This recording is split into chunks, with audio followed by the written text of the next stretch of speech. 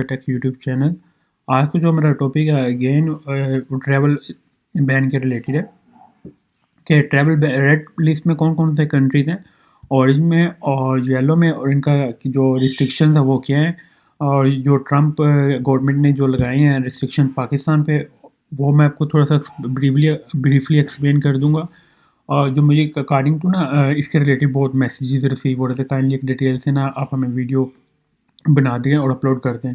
मैं first of all मैं discuss करूँगा रेड लिस्ट। इसमें ऑल ट्रैवल बैन का जिक्र है, ठीक है, इसमें पाकिस्तान इंक्लूड नहीं है। अच्छा, इनका जो ड्रॉबैक है वो भी मैं आपको डिस्कस कर दूँगा, और इसमें जो पाकिस्तान पे जो रिस्ट्रिक्शंस लगी हैं वो भी मैं आपको बता देता हूँ। इसमें क्या, और इनका जस्ट नेक्स्ट इसका प्रोसीजर क्या है, हमने जो यूएस का वीज़ा अप्लाई करना चाहते हैं वो क्या करें, ठीक है। फर्स्ट ऑफ़ ऑल अफ़गानिस्तान, मैंने लास्ट वीडियो में बताया था 50-50 था, अफ़गानिस्तान ट्रैवल बैन के अंदर आ सकता है, पाकिस्तान ट्रैवल बैन के अंदर नहीं है, ठीक है। Bhutan, Cuba, Iran, Libya, North Korea, Somalia, Sudan, Syria, Venezuela and Yemen. This one is this one countries is red list, ठीक है। इनकी रिस्ट्रिक्शंस क्या हैं? First of all complete travel ban इन पे कंप्लीट है, ठीक है। US does not allow entry from travel from these country. अच्छा, यूएस इसमें इन कंट्रीज़ को अलाउ नहीं करता कि ये यूएस में ट्रैवल करें, ठीक है। और उसमें दूसरी चीज़ देखें, visa application are denied. Visa application are denied का मतलब कि इनका वीज़ा अप्रूव ही नहीं होता, ठीक है। No US visa are issue to citizen of this nation. US के जो वीज़े हैं वो इन कंट्रीज़ के जो लोग हैं इनको वो इशू नहीं करते, ठीक है। फिर severe diplomatic issue often due to political tension, terrorism and US sanction, ठीक है। और एक्सपेक्टेशन देखें इसकी, ठीक है। यूएस सिटीजन और डिप्लोमेटिक मिशन वेरी रेयर। इनमें तो आप जो पर्सन इन कंट्री से बिलोंग करते हैं उनको तो मशवरा ये है कि फ़िलहाल कंट्री जो है वो यूएस का वीज़ा अप्लाई ही ना करें, वेट करें सम टाइम, कब गवर्नमेंट के जो आपके पॉलिटिकल जो है वो आपके मामला अच्छे हो जाए, then you will apply US visa, otherwise no.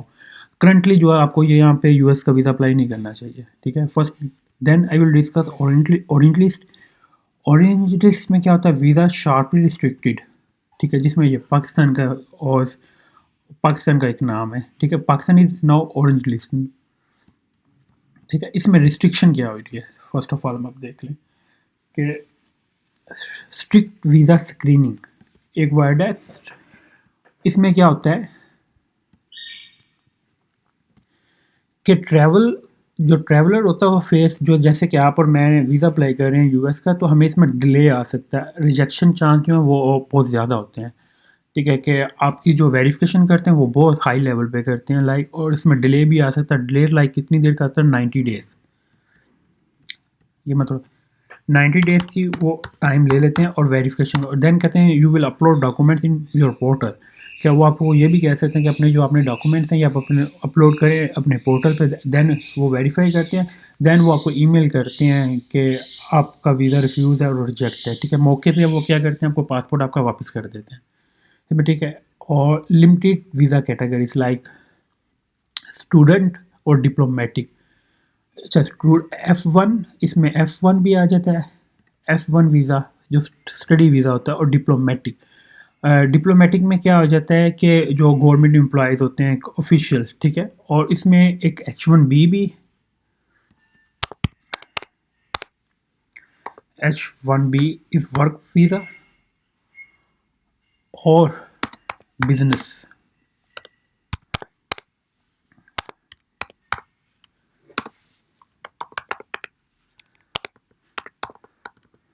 Business visa, ये कैटेगरी जो है वो ग्रांट होंगे जो प्रोफेशनल्स हैं, लाइक जो बिजनेस कर रहे हैं उनको वीज़ा ग्रांट होगा।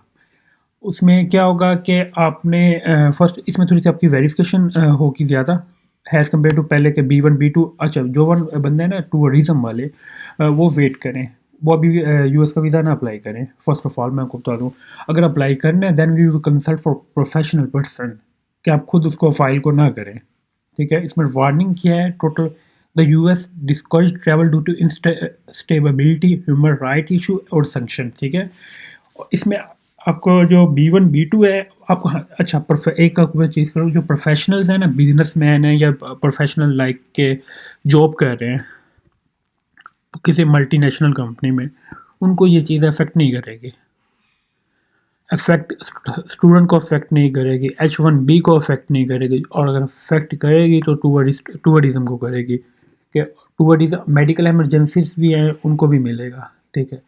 B1 B2 जिसमें वीज़ा कहते हैं ना, B1 is different simple course, और B2 अगर आप देखें कि अगर आप कॉन्फ्रेंस अटेंड करने जा रहे हैं या कोई बिजनेस मीटिंग अटेंड कर रहे हैं, then you will apply business visa, not B1 B2, अगर आपने यूएस का वीज़ा लेना है, ठीक है। इसको आप थोड़े रूल्स एंड रेगुलेशन आपने इसको रीड कर लेना। आपको बताने का मकसद ये है कि आप इसमें लिमिटेड कैटेगरीज है, तो आपने इसको फर्स्ट ऑफ ऑल बड़े ध्यान से अब इसको लेके चलना है। The US discourage travel due to instability और मेरिट इशू, ठीक है। इसमें एक्स्ट्रा डॉक्यूमेंटेशन रिक्वायर्ड का मतलब होता है प्रूफ और strong ties to home country, उनके पास कोई आपके पास कोई रीज़न होनी चाहिए कि आप वापस आएंगे। ये मेन पॉइंट है कि लाइक आपके नाम पे कोई प्रॉपर्टी है, ठीक है। अगर आप जॉब कर रहे हैं तो आपकी सैलरी अच्छी है कि देन आपको वहाँ पे इतनी सैलरी जाते नहीं मिलेगी। ओबियसली आपको $1,500 तो नहीं जाते आपको सैलरी कोई कंपनी देगी, और भी इलीगल एक्टिविटी में ना, इलीगल वीज़ा स्टेटस, आपको वीज़ा, हाँ, और वीज़ा स्टेटस चेंज के बिना आपको इतनी सैलरी कोई भी नहीं देखता। कम से कम अगर आप एम्प्लॉय हैं और आपकी $1,000 सैलरी है, then you will apply for US visa. और अगर आप बिजनेसमैन हैं, देखें आपकी टैक्स रिटर्न जो एनुअली है वो 2-2.5 करोड़ की है, then you will apply for US visa. Otherwise आप अप्लाई ना करें, क्यों? उसका वीज़ा आपका रिजेक्ट होगा, ठीक है। ये और इसमें ये भी होगा, आपको वो जो अगर जो एम्प्लॉय हैं उनको वो कहेंगे कि आप अपने डॉक्यूमेंट जो हैं वो अपने अपलोड करें, वो मौके पे उनका डिसीजन जो राइट वे डिसीजन देते हैं वो नहीं देंगे, वो आपको वेरिफिकेशन करेंगे। और स्टूडेंट वीज़ा के भी ये करेंगे कि आप अपने डॉक्यूमेंट जो है अपलोड करें, ठीक है। उनकी स्क्रीनिंग करेंगे प्रॉपर, और स्क्रीनिंग जो है वो बहुत ज़्यादा कर दी है एज़ कम्पेयर टू पहले के ना। फिर इसमें येलो लिस्ट होती है। येलो लिस्ट में क्या होता है, 60 डेज टू एड्रेस कंसर्न, उसमें ये कंट्रीज़ हैं, ठीक है। इसमें क्या होता है कि this country must be take action to fix US concern.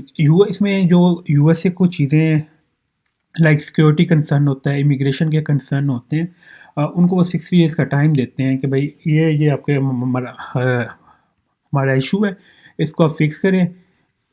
अब 60 डेज़ का टाइम है, जब वो 60 डेज़ में अपना कवर कर लेते हैं, देन वो क्या होता है, वो रिस्ट्रिक्शन ख़त्म हो जाती हैं। इसमें और कौन सा होता है, professional visa delay, extra screening होती है for travel but no right outright ban, ठीक है। Could move to the orange और रेड लिस्ट इफ, अगर आपको ये 60 डेज़ में आप ये चीज़ें नहीं करते, जो यूएस को कंसर्न है जिन चीज़ों से फिक्स नहीं करते, देन वो आप क्या करते हैं, ऑरेंज या रेड लिस्ट में आपको वो कन्वर्ट कर देते हैं, ठीक है। फिर US encourage corporation, government must work with US official to wide strict restriction. इसमें क्या होता है कि आपको जो गवर्नमेंट की है यूएस की, उसके साथ आपका कोऑर्डिनेशन आपने अपनी रखनी होती है कि हमने 60 डेज में जो है ये आपका इशू था वो एड्रेस करते हैं, then you will fix issue, then you will inform. वो आपका ये रिस्ट्रिक्शंस खत्म हो जाती है। येलो लिस्ट में ये होता है, पर Pakistan is now orange list. तो जो फर्स्ट ऑफ ऑल यूएस का वीज़ा अप्लाई कर रहे हैं, फर्स्ट ऑफ ऑल ये बहुत ध्यान से करें और वाइड करें रिस्ट्रिक्शन उसके वीज़ा रिजेक्शन के। इसमें देख लें कि रेड लिस्ट में टोटल बैन होता है, इसमें ट्रैवल ही नहीं कर सकते, नो यूएस ट्रैवल अलाउड। और ऑरेंज लिस्ट जिसमें Pakistan heavy restriction, visa process में बहुत ज़्यादा टफ होता है कि लाइक इसमें हैज़ कम्पेयर टू अगर पहले 100 को वीज़ा मिल रहा था तो 100 अब 10 को मिलेगा, ठीक है। और अगर जो बंदा प्रोफेशनल है उसको मसला नहीं है, जो एम्प्लॉय है प्रोफेशनल मल्टीनेशनल में जॉब कर रहा है देन उसको मसला नहीं है, और अगर गवर्नमेंट में जॉब कर रहा है देन उसको मसला नहीं है, अगर मेडिकल स्टूडेंट वीज़ा है देन उसको मसला नहीं है। और इसमें जो B1 B2 है जिसे हम टूरिज्म कहते हैं, tourist visa, business and tourist visa, then उसकी हाई रिजेक्शन रेट होगा। वो अगर किसी ने लाइक 1,000 वीज़ा अप्लाई हुआ तो देन उसमें से कोई 15 ही लगेंगे, ठीक है। और येलो लिस्ट में क्या होता है, वार्निंग होती है टाइम टू इम्प्रूव, जिसमें 60 डेज़ का मैंने को बताया कि आपने अप्रूव करना है, और फेस रिस्ट्रिक्शन वो 60 डेज़ के लिए होती है टेम्परेरी। तो मे बी इंशाल्लाह टाइम टू टाइम एक्सपेक्टेड है कि पाकिस्तान जो है ऑरेंज लिस्ट से येलो लिस्ट में आ जाएगा टाइम, पर ये नहीं कि रिसेंटली नहीं, नो। इनका क्या होगा, 5 to 6 मंथ देखेंगे उसकी जो टाइम, जो आप उनको कंसर्न था, यूएस को सिक्योरिटी कंसर्न था, अगर पाकिस्तान इसको चीज़ को दूर कर देता है, then Pakistan move yellow list, फिर येलो लिस्ट से फिर देन वो ग्रीन लिस्ट में जाएगा। First of all Pakistan is now stable condition में ऑरेंज लिस्ट में, और इसमें ये जो ड्रॉबैक है ना स्ट्रिक्ट वीज़ा स्क्रीनिंग, इसमें ये देख लें तो आपका वीज़ा डिले भी आ सकता है, आपको अपॉइंटमेंट में भी इशू आएगा, और आपको डॉक्यूमेंट्स भी अपलोड करने पड़ेंगे, ठीक है। हाँ, एक चीज़ देखें जिस पे पुलिस केस है, लाइक जब मैं कभी आपको किसी ने नहीं कहा जिस पर कोई पुलिस केस है, पहले फर्स्ट ऑफ ऑल उसको पुलिस केस को रिमूव करो अपना record, then you will apply US visa. और H1B वाले भी कर सकते हैं, स्टूडेंट, डिप्लोमेटिक और बिजनेस। और अगर आप टूरिस्ट हैं देन आप वेट करें, अभी आप यूएस का वीज़ा ही ना अप्लाई करें, ठीक है। और इसमें ये वाला डॉक्यूमेंट जो है ये आपके पास बहुत ज़रूरी है। इसमें प्रूफ ऑफ स्ट्रॉन्ग टाइप्स में आपके क्या क्या आ जाते हैं, लाइक प्रॉपर्टी डॉक्यूमेंट्स भी आ जाता है, आपकी सैलरी बहुत अच्छी होनी चाहिए, लाइक, और आपकी टैक्स रिटर्न 2-2.5 करोड़ की है अगर आप बिजनेसमैन हैं, then you will apply US visa. Otherwise और जो एम्प्लॉय हैं उनकी $10 हो, then you will apply US visa. Otherwise आप उसका यूएस का वीज़ा अप्लाई ना करें। अगर अप्लाई कर भी देते हैं तो आपका 95% श्योर है कि आपका वीज़ा रिजेक्ट हो जाएगा, ठीक है। Thank you for watching research take YouTube channel को सब्सक्राइब लाजमी करें ताकि आपको लेटेस्ट अपडेट मैं देता रहूँ। Thank you.